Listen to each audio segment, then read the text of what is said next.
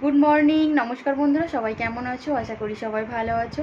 আমার চ্যানেলে তোমাদেরকে অনেক অনেক স্বাগত জানাই। আমি তনুশ্রী। আজকে আবার একটা নতুন ভিডিও নিয়ে তোমাদের সামনে হাজির হলাম। তার আগে বলি শুভ নববর্ষ। তো যাকে সকালবেলায় সেজেগুজে রেডি হয়ে গেছি, দেখতে পাচ্ছ। এক জায়গায় গিয়েছিলাম, মানে বড় বাজার গিয়েছিলাম, মাছ মার্কেট। সেখান থেকে একটা বড় মাছ এনেছি। তো রায়ানকে নিয়ে যাইনি, ওদেরকে এসে ঘুম থেকে তুলেছি। এই তো ঘুম থেকে উঠেছে, জানে না মাছ এনেছি বলে, মানে মাছ আনতে গেছিলাম বলে, তাই জন্য মুখটা ওরকম করছে। তো একটা বড় মাছ এনেছি আজকে, যেহেতু নববর্ষ তাই জন্য। তো চলো তোমাদেরকে মাছটা দেখাই, অনেক বড় মাছ এনেছি। তো দেখো রান্নাঘরে চলে এসেছি, আর এই দেখো মাছটা কত বড়, দেখতেই পাচ্ছ তোমরা কত বড় মাছ। তো সবাই ভিডিও করে পুকুর থেকে মাছ তুলে নিয়ে আসে, দিয়ে দেখা এরকম করে বড় বড় মাছ। আর আমি বাজার থেকে মাছ তুলে নিয়ে এসে তোমাদেরকে দেখাচ্ছি বড় বড় মাছ। দেখো, তো এখানে তো তোমরা জানো মাছের অনেকটাই কম দাম, তাই জন্য একটা বড় মাছ নিয়ে চলে এসেছি। তোমরা দেখতেই পাচ্ছ কত বড় মাছটা, দেখো দেখো দেখো। তো চলো এই মাছটাকে এখন কাটবো। এত বড় মাছটা কাটবো কি করে, নিয়ে তো চলে এসেছি, আর খুব বলে ফেলছি যে কাটবো। তো চলো যা করে কাটতে তো হবে, কাটা স্টার্ট করি। এখন নারকেল কুড়ুনি নিয়েছি, এই যে দেখতেই পাচ্ছ, হাত কুড়ুনি। তো মাছটাকে আঁশগুলোকে আগে ছাড়িয়ে নেব।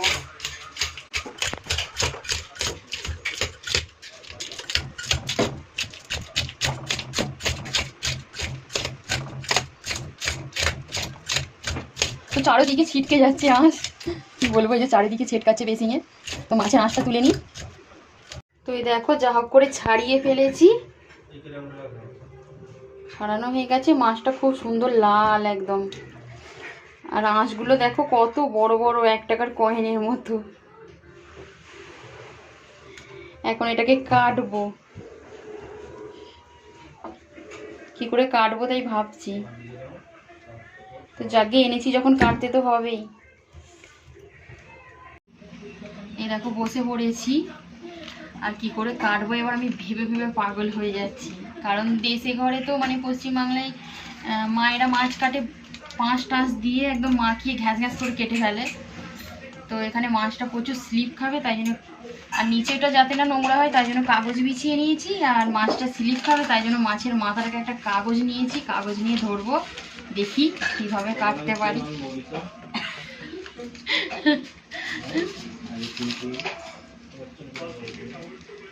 হবে হবে, আরে আমি কাটতে যেয়ে পাগল হয়ে যাচ্ছি।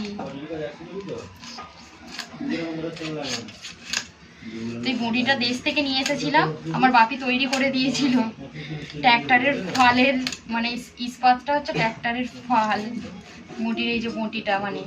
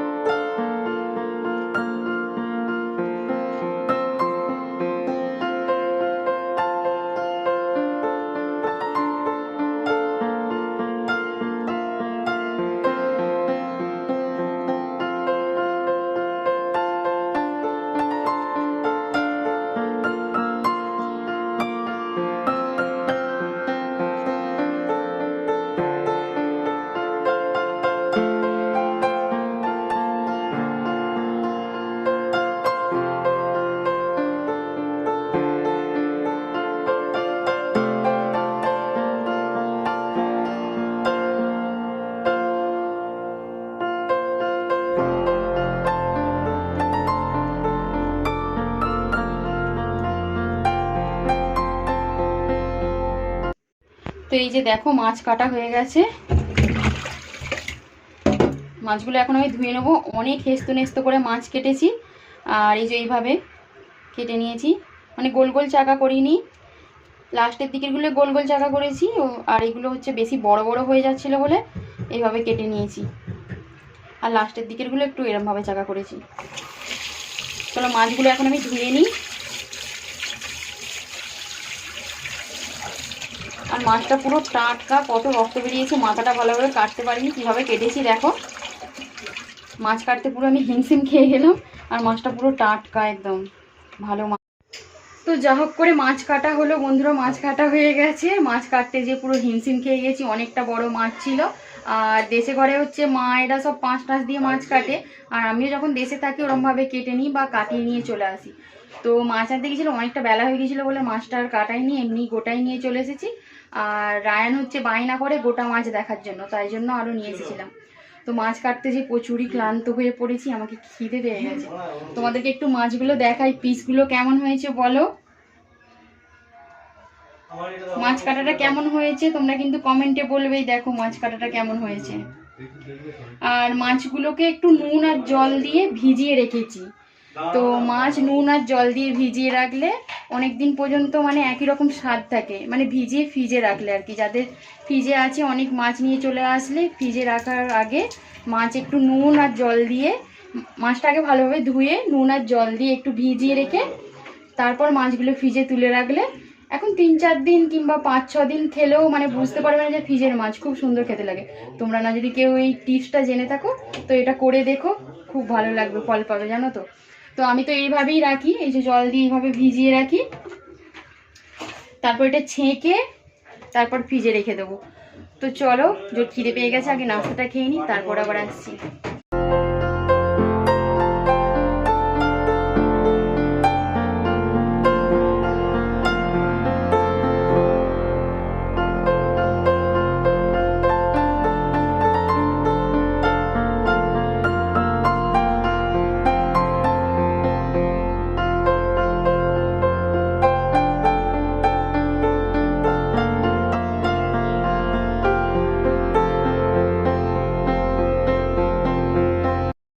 তো টিফিন খেয়ে সরাসরি একদম রান্নাঘরে চলে এসেছি।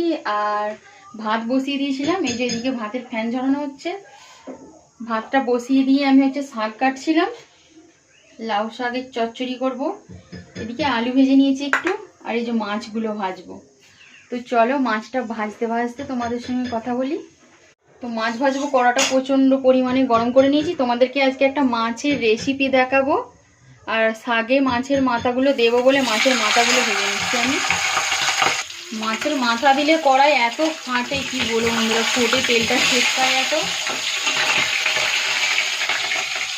তো মাছগুলো সব কটা ভেজে নিই, তারপর ফিরে আসছি। তো এদিকে শাক চচ্চড়ি বসিয়ে দিয়েছি, আর এদিকে মাছগুলো ভাজা হয়ে গেছে। আর এই যে এগুলো এখন আমি পেস্ট করে নেব, আদা রসুন টমেটো সব একসাথে বেটে নেব। তো রেসিপিটা বানানোর জন্য আদা রসুন টমেটো তো চাই, আর চাই বড় একটা পেঁয়াজ। তো চলো এইগুলো বেটে নিই, তারপর ফিরে আসছি। তো মাছ ভাজার তেলেই মাছের এই রেসিপিটা করব। আর এই যে মাছ ভাজার তেলটা অনেকটাই বেঁচে গেছে। কিছু ফোড়ন দেবো, গোটা জিরে আর তেজপাতা,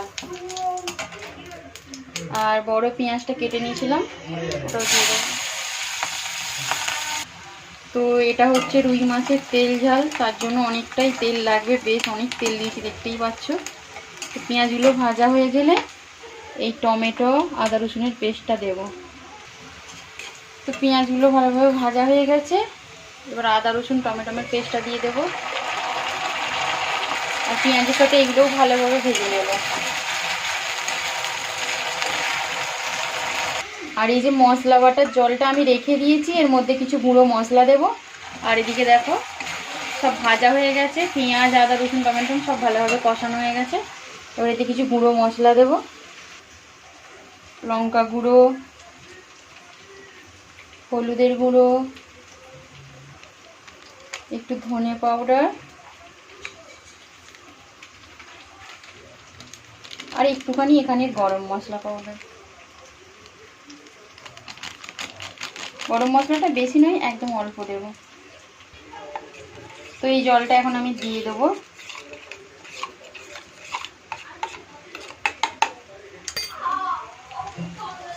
জলটা ঢেলে দিলাম, এবার জলটা দিয়ে আরেকবার ভালো করে কষিয়ে নেব। তো ভালো করে কষাতে থাকবো যতক্ষণ না তেল ছাড়ছে এই মশলা থেকে। আর আন্দাজ মতো নুনটা দিতে আমি ভুলেই গেছিলাম, তোমরা যেন ভুলে যেও না। এই যে আন্দাজ মতো নুন দিয়ে দিলাম। তো এই দেখো মশলাটা একদম লাল লাল হয়ে গেছে আর মশলা তেল ছেড়ে দিয়েছে, দেখতেই পাচ্ছ তেল তেল হয়ে গেছে। যেহেতু রুই মাছের তেল ঝাল তাই জন্য একটু তেল তেল তো হবেই। এবার আমি মাছগুলো দিয়ে দেবো।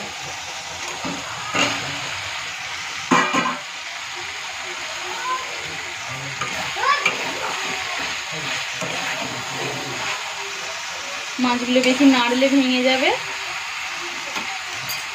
আর যেমন আমি গ্রেভি করব সেই পরিমাণে জল দিয়ে দেব।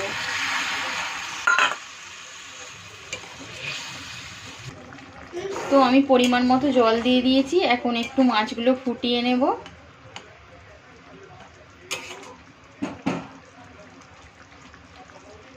যাতে মশলা জলটা একটু মাছের ভেতরে ঢোকে। তো খুব ভালোভাবে ফুটে গেছে, এবার গ্যাসটা বন্ধ করে দেবো আর এটা আমি একটা ডিশের মধ্যে ঢেলে নেব। তো এই যে আমি নামিয়ে নিয়েছি একটা ডিশে, আর দেখতেই পাচ্ছ দেখতে খুব সুন্দর লাগছে আর খেতেও সুন্দর হবে, খেতেও সুন্দর হয়। তোমরাও অবশ্যই বাড়িতে করো,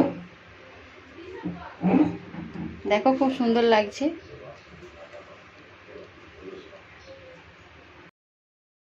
তো যাকে সব রান্নাবান্না শেষ হয়ে গেছে। আর ভিডিও কেমন লাগলো অবশ্যই সবাই কমেন্টে বলো, আর ভালো লাগলে চ্যানেলটা সাবস্ক্রাইব করো আর একটা লাইক দিও। আর এই যে দেখতেই পাচ্ছ, আর এদিকে দেখো কি রান্না হচ্ছে, শাক চচ্চড়ি, মাছের ঝাল, আর এখানে পুচকুদের জন্য আলু ভাজা আছে, কারণ ওরা হচ্ছে শাক চচ্চড়ি মানে খায় না, তাই জন্য একটু আলু ভেজেছি। তো যাকে সবাইকে খুব খিদে পেয়ে গেছে, সবাইকে এখন খেতে দেবো, ওরা অপেক্ষা করছে ঘরের ভিতরে। তো চলো আজকের মতো এখানেই ভিডিওটা শেষ করি। সবাই ভালো থেকো, সুস্থ থেকো, আবার অন্য ভিডিওতে দেখা হবে। আর আবারও বলি শুভ নববর্ষ, আর টাটা।